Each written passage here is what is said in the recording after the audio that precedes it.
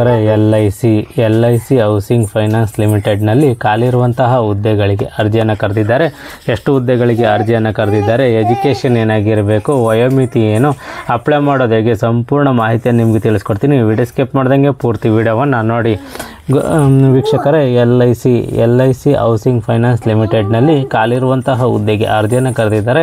ಹಾಗಾದರೆ ಎಷ್ಟು ಹುದ್ದೆಗಳು ಅಂತೇಳಿ ನಾನು ನೋಡೋದಾದರೆ 250 ಹುದ್ದೆಗಳಿಗೆ ಅರ್ಜಿಯನ್ನು ಕರೆದಿದ್ದಾರೆ.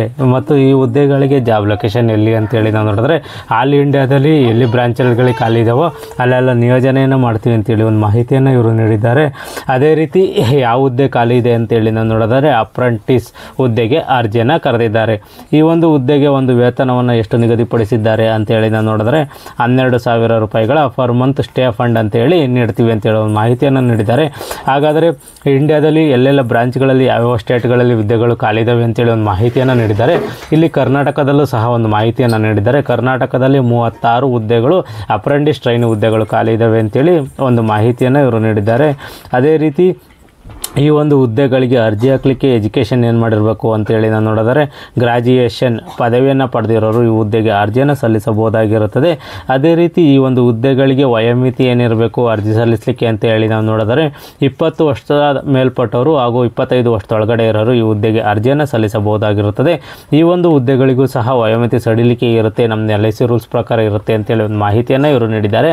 ಮತ್ತು ಅದೇ ರೀತಿ ಈ ಒಂದು ಹುದ್ದೆಗಳಿಗೆ ಅರ್ಜಿ ಶುಲ್ಕ ಏನಿರುತ್ತೆ, ಅಪ್ಲಿಕೇಶನ್ ಫೀಸ್ ಏನಿರುತ್ತೆ ಅಂತೇಳಿ ನಾವು ನೋಡೋದಾದರೆ PWBD ಅಭ್ಯರ್ಥಿಗಳಿಗೆ 472 ರೂಪಾಯಿಗಳ ಒಂದು ಅರ್ಜಿ ಶುಲ್ಕವನ್ನು ನಿಗದಿಪಡಿಸಿದ್ದಾರೆ. ಅದೇ ರೀತಿ SC ST ಮಹಿಳಾ ಅಭ್ಯರ್ಥಿಗಳಿಗೆ 708 ರೂಪಾಯಿಗಳ ಒಂದು ಅರ್ಜಿ ಶುಲ್ಕವನ್ನು ನಿಗದಿಪಡಿಸಿದ್ದಾರೆ. ಅದೇ ರೀತಿ ಜನರಲ್ OBC ಅಭ್ಯರ್ಥಿಗಳಿಗೆ 944 ರೂಪಾಯಿಗಳ ಒಂದು ಅರ್ಜಿ ಶುಲ್ಕವನ್ನು ಇವರು ನಿಗದಿಪಡಿಸಿದ್ದಾರೆ.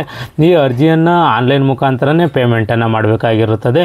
ಅದೇ ರೀತಿ ಈ ಒಂದು ಸೆಲೆಕ್ಷನ್ ಪ್ರೋಸೆಸ್ ಯಾವ ರೀತಿ ಇರುತ್ತೆ ಈ ಒಂದು ಹುದ್ದೆಗಳಿಗೆ ಅಂತೇಳಿ ನಾವು ನೋಡೋದಾದರೆ ಎಕ್ಸಾಮಿನೇಷನ್ ಇರುತ್ತೆ. ಎಕ್ಸಾಮಿನೇಷನಲ್ಲಿ ಪಾಸ್ ಆದವ್ರನ್ನ ಡಾಕ್ಯುಮೆಂಟ್ ವೆರಿಫಿಕೇಷನನ್ನು ಮಾಡ್ತಾರೆ. ಇದರಲ್ಲೂ ಸೆಲೆಕ್ಟ್ ಆದವ್ರನ್ನ ಪರ್ಸನಲ್ ಇಂಟರ್ವ್ಯೂ ಮುಖಾಂತರ ಈ ಹುದ್ದೆಗೆ ನಿಯೋಜನೆಯನ್ನು ಮಾಡ್ಕೊತಾರೆ. ಮತ್ತು ಈ ಒಂದು ಹುದ್ದೆಗಳಿಗೆ ಅರ್ಜಿ ಹಾಕಲಿಕ್ಕೆ ಆರಂಭಿಕ ದಿನಾಂಕ ಯಾವುದು, ಕೊನೆಯ ದಿನಾಂಕ ಯಾವುದು ಅಂತೇಳಿ ನಾವು ನೋಡೋದಾದರೆ 13/6/2025 ಆರಂಭಿಕ ದಿನಾಂಕವಾಗಿರುತ್ತದೆ. 28 ಜೂನ್ 2025 28/6/2025 ಕೊನೆಯ ದಿನಾಂಕವಾಗಿರುತ್ತದೆ. ಮತ್ತು ಈ ಒಂದು ಹುದ್ದೆಗಳಿಗೆ ಸಂಬಂಧಪಟ್ಟಂತೆ ಪೇಮೆಂಟ್ ಮಾಡಲಿಕ್ಕೆ ಕೊನೆಯ ದಿನಾಂಕ ಯಾವುದು, ಅರ್ಜಿ ಶುಲ್ಕವನ್ನು ಕಟ್ಟಲಿಕ್ಕೆ ಅಂತೇಳಿ ನಾನು ನೋಡಿದರೆ 30 ಜೂನ್ 2025 ಕೊನೆಯ ದಿನಾಂಕವಾಗಿರುತ್ತದೆ.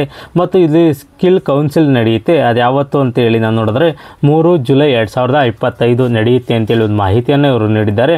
ಅದೇ ರೀತಿ ಈ ಒಂದು ಹುದ್ದೆಗಳಿಗೆ ಸಂಬಂಧಪಟ್ಟಂತೆ ನಿಮಗೆ ಹೆಚ್ಚಿನ ಮಾಹಿತಿ ಬೇಕು ಅಂತಂದರೆ ಅಧಿಕೃತ ವೆಬ್ಸೈಟ್ ಆದ LIChousing.com ಈ ಒಂದು ವೆಬ್ಸೈಟ್ಗೆ ಹೋಗಿ ನೀವು ಹೆಚ್ಚಿನ ಮಾಹಿತಿಯನ್ನು ನೀವು ಪಡ್ಕೋಬೋದಾಗಿರುತ್ತದೆ. ಮತ್ತು ಈ ಒಂದು ಹುದ್ದೆಗಳಿಗೆ ಯಾರೆಲ್ಲ ಅರ್ಜಿಯನ್ನು ಸಲ್ಲಿಸಬೇಕು ಅಂದ್ಕೊಂಡಿದ್ರೆ ಈ ಒಂದು ನೋಟಿಫಿಕೇಷನನ್ನು ಸಂಪೂರ್ಣವಾಗಿ ಓದಿ ನಿಮಗಿದು ಸೂಕ್ತ ಅನಿಸಿದ್ರೆ ಮಾತ್ರ ಈ ಹುದ್ದೆಗಳಿಗೆ ಅರ್ಜಿಯನ್ನು ಸಲ್ಲಿಸಿ. ಅರ್ಜಿ ಹಾಕಲಿಕ್ಕೆ ಕೊನೆಯ ದಿನಾಂಕವರೆಗೂ ಕಾಯೋಕ್ಕೋಗ್ಬಿಡಿ, ಮುಂಚಿತವಾಗಿ ಅರ್ಜಿಯನ್ನು ಸಲ್ಲಿಸಿ. ಈ ಒಂದು ಮಾಹಿತಿ ಇಷ್ಟವಾದರೆ ಸಬ್ಸ್ಕ್ರೈಬ್ ಮಾಡಿ, ಶೇರ್ ಮಾಡಿ, ಲೈಕ್ ಮಾಡಿ.